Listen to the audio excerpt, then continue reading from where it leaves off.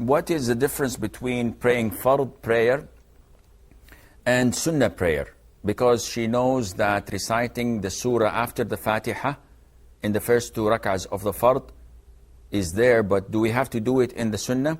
This is something that a lot of the Muslims are confused about. There are pillars in salah, there are mandatory, obligatory acts in salah, and there are sunnah acts in salah. So the obligatory and mandatory parts of salah, if you miss it out of forgetfulness or ignorance, you prostrate for that to prostration of sahu. The pillars, if you neglect it or forget it, or you deliberately do it, or unintentionally, as long as you miss the pillar, your whole prayer is invalid.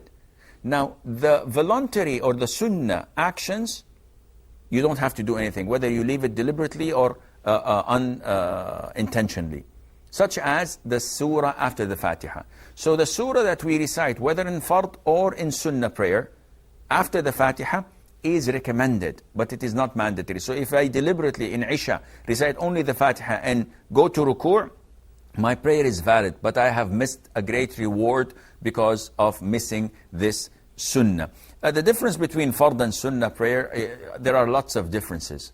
You cannot pray, you cannot break al-fard whenever you want, while sunnah you can break it whenever you want. There are you cannot pray fard except to the direction of the qibla with the pillars mentioned, while sunnah prayer you can, if you're traveling, you can pray it on your right and even not to the direction of the qibla.